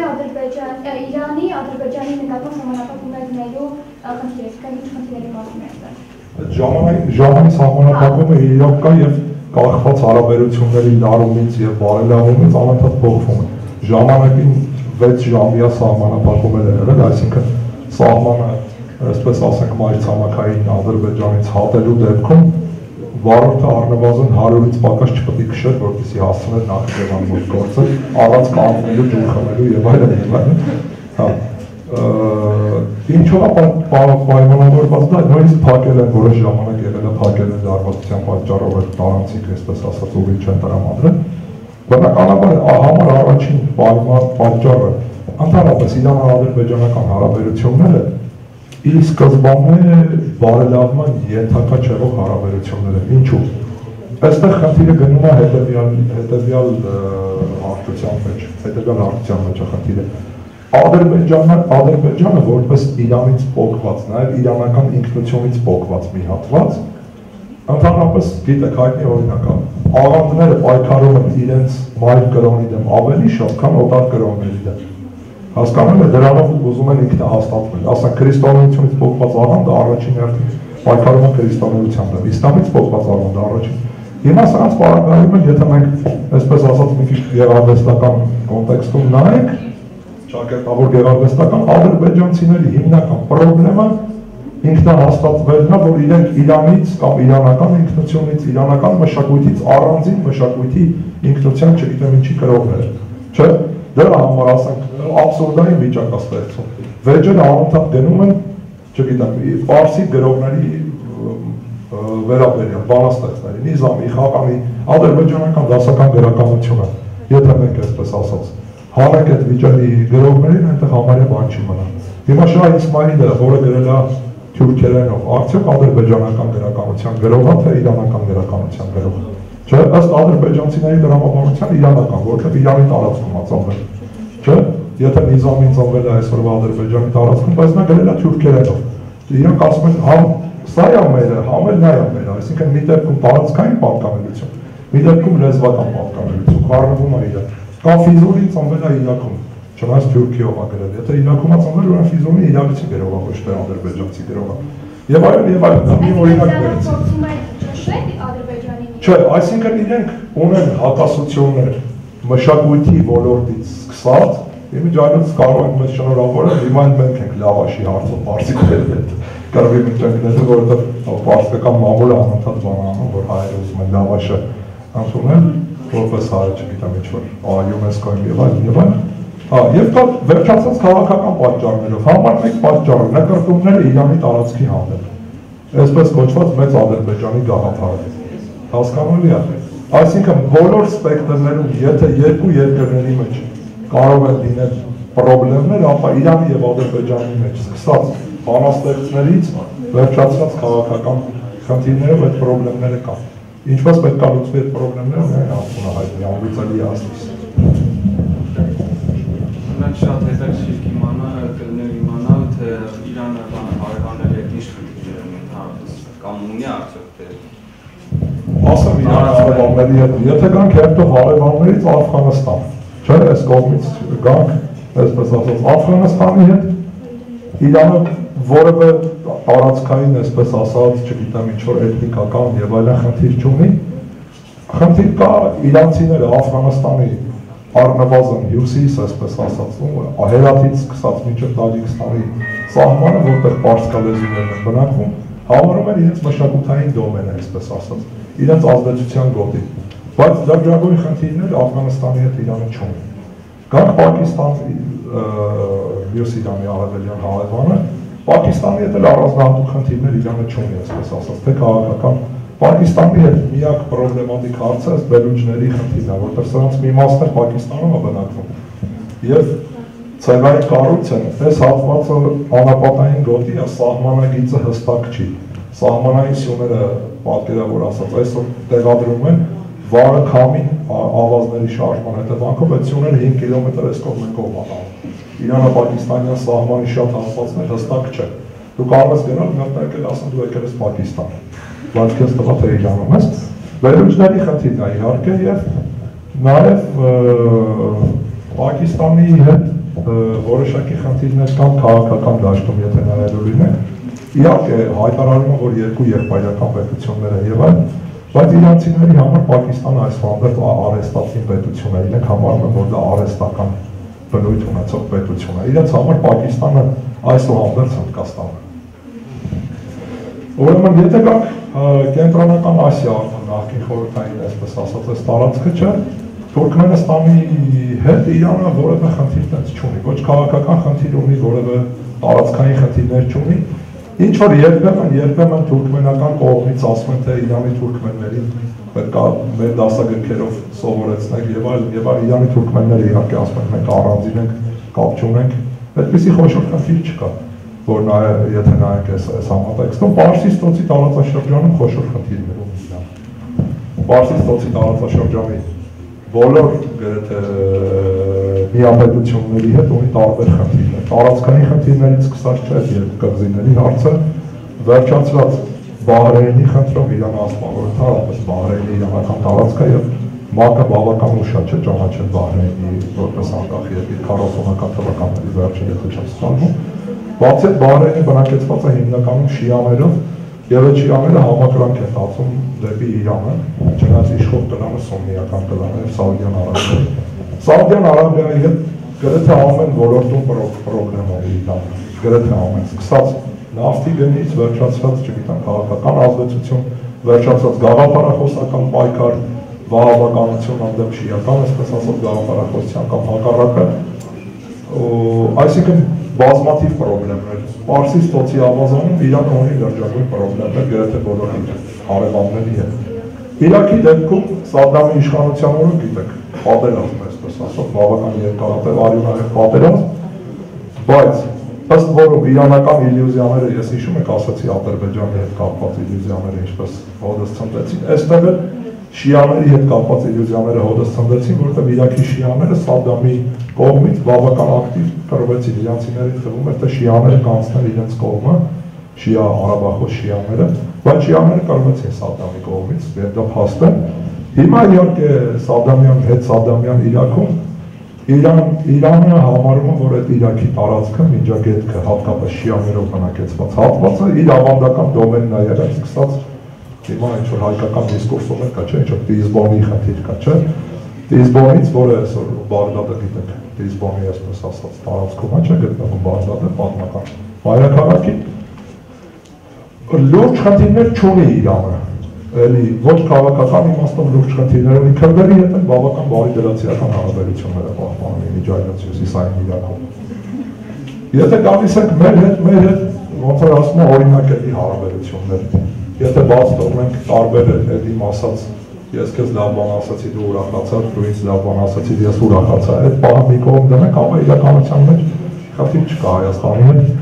Ես կասեի օրինակելի հարաբերություններ են երկու երկրների մեջ, իհարկե դա չի նշանակում, որ ոչինչ չկա անելու։ Ադրբեջանական հանրապետության հետ արդեն ասացի, առանձին վերաբերմունք կա Նախիջևանի հանդեպ, Իրանում, առանձին վերաբերմունք, իրանցիները համարում են, որ Նախիջևանը այն տարածքն է, որ անկախ տարբեր պայմանագրերից, անկախ նրանից, որ դա համարվում է ադրբեջանական հանրապետության էքսկլավ, այսպես ասած, Նախիջևանը իրենց տարածքն է, թե տնտեսական առումով, թե քաղաքական առումով, թե ազդեցության առումով, պատահական չի, որ երկար ժամանակ Նախիջևանին բավական, այսպես ասած, այդ որ ասում ենք ծրի էժան գազբան, միայն Նախիջևանին են տվել իրանք, դա այդտեղ սպառող էլ չկա, չկա մարդկան։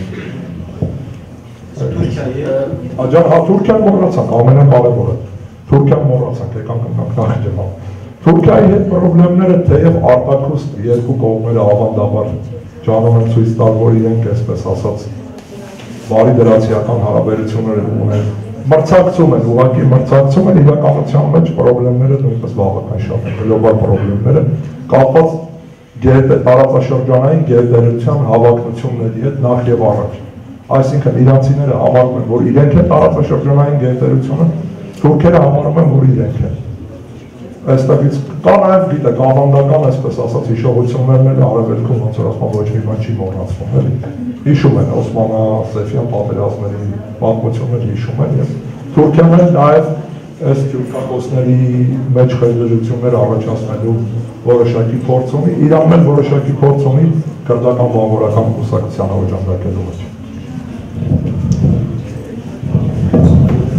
Արդեն ժամը 9-ն է, դեռ մի քանի րոպե է անցած, բայց քանի որ հարցեր կան, կվարվենք հետևյալ ձևով։ 2 րոպե ընդմիջում կտան, գնացողները կգնան, 5 րոպե դե լավ։